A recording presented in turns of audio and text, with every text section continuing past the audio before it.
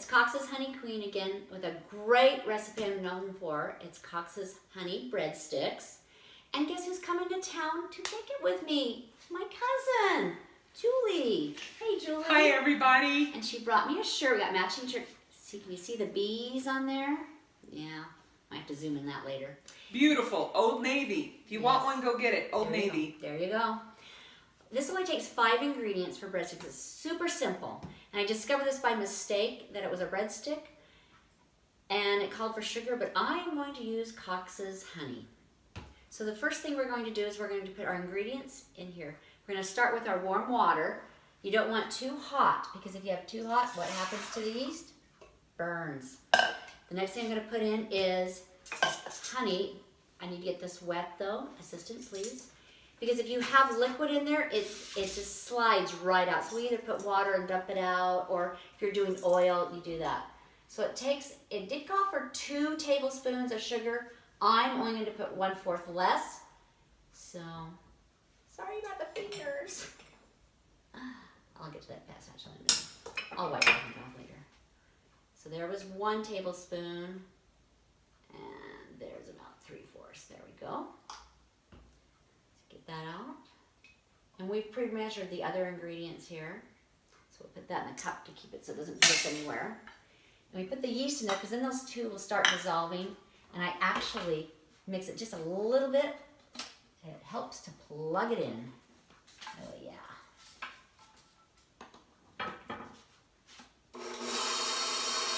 That's all you need to do it.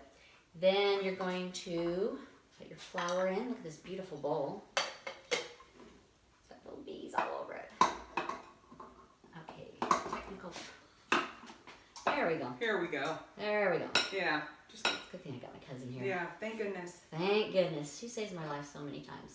So you get that all in there. All right, and it calls for 1/2 teaspoon salt. Put that in there. We're going to mix this for 3 minutes. So we'll set our timer for 3 minutes, and then we'll be back.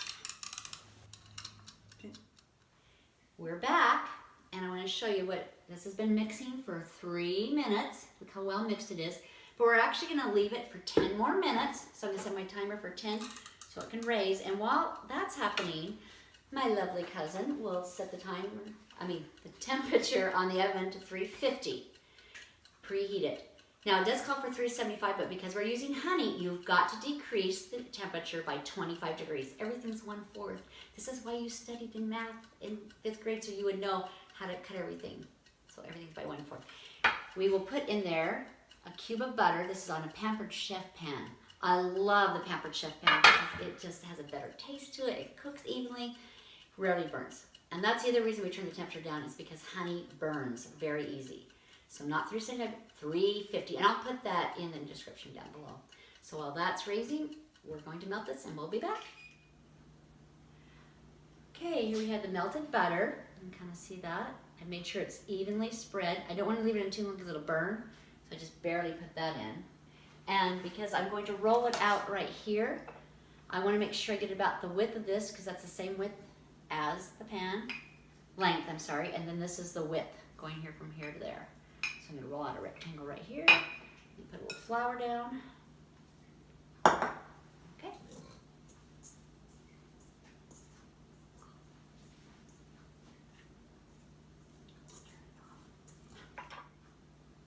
All right, they've been cooking now for 25 minutes. It did take a little longer, so I'm going to get those from the oven.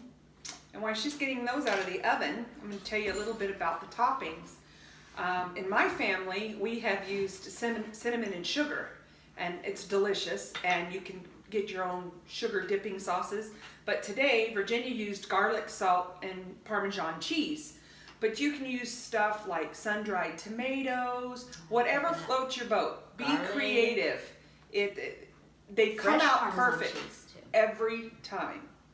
Here you can see those. Oh, Yummy. it smells so good. Now something I also do is I cut these in half this way, because I have 3 boys, growing boys. And one time, well not one time, many times, I would host the cross-country kids and I would make like 300 breadsticks. Yep, you heard right, 300 breadsticks.